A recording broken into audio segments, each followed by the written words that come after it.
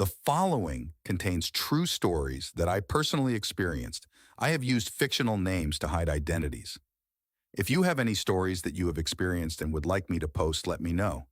Viewer discretion is advised. This story hits home. It's about my aunt.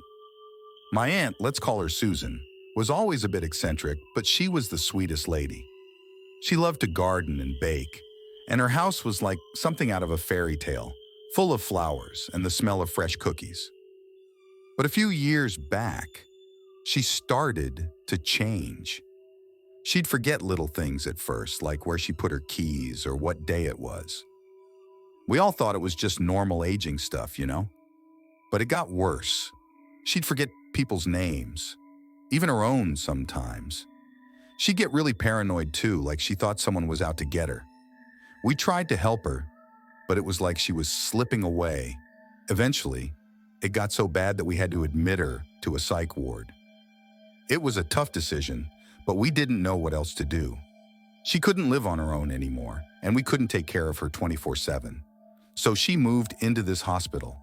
It was kind of a depressing place, all white walls and fluorescent lights. But the staff seemed nice enough. There was this one psychiatrist, Dr. Richards, who took a special interest in her case. He'd spend hours talking to her, trying to help her piece together her memories. But the weird thing was, Susan never seemed to get better. If anything, she got worse. She'd tell us these wild stories about how the hospital was actually her old home, and how Dr. Richards was her husband. We thought it was just her dementia talking, so we didn't pay much attention. But she was so convinced, it was kind of heartbreaking to watch. I remember one visit in particular. She was sitting in her room, staring out the window. When I walked in, she didn't even look up. I sat down next to her and asked how she was doing. She turned to me, her eyes all glassy, and said, "I remember this place. This was my home." I tried to tell her that she was in a hospital, but she just shook her head. "No, this was my home. I used to bake cookies in the kitchen, and I planted flowers in the garden outside." I didn't know what to say, so I just nodded along. She went on, talking about all these memories she had, but they were all jumbled up.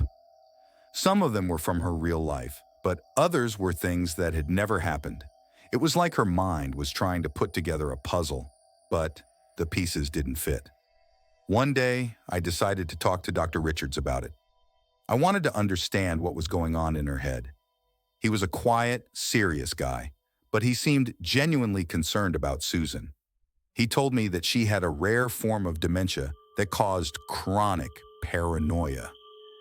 Her memories were all mixed up, and she couldn't tell what was real and what wasn't. But then he said something that really threw me. He told me that sometimes patients like Susan can latch onto a person or a place and mix them into their memories.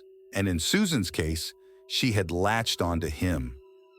She genuinely believed that he was her husband and that the hospital was her home. I didn't know how to react to that. It seemed so bizarre, but then again, so did everything else about Susan's condition. I asked him if there was anything we could do to help her, but he just shook his head. "All we can do is try to make her comfortable and help her feel safe," he said. After that, I started paying more attention to Susan's stories. She'd talk about the past like it was happening right now, and sometimes she'd look at Dr. Richards with this weird, almost loving expression. It was creepy and sad at the same time. The more time I spent with her, the more I started to see what she was seeing. The hospital did kind of look like her old house in some ways. The layout was similar, and there was a garden outside that looked a lot like the one she used to tend. It was like her mind had taken this place and twisted it into something familiar. One night, I was visiting her, and she was particularly agitated. She kept saying that she needed to get home, that her husband was waiting for her. I tried to calm her down, but she was getting more and more upset. Finally, Dr. Richards came in and took her hand. "It's okay, Susan," he said softly. "I'm here." She looked up at him, and for a moment it was like she recognized him. "Tom?" she whispered. "Is that you?" He nodded, and I could see the pain in his eyes. "Yes, it's me," he said. "I'm here." She smiled then, a real, genuine smile, and it was like a weight lifted off her shoulders. She relaxed and let him lead her back to her room. That was the last time I saw her smile like that. A few weeks later, she passed away in her sleep. It was peaceful, they said. She just drifted off and didn't wake up.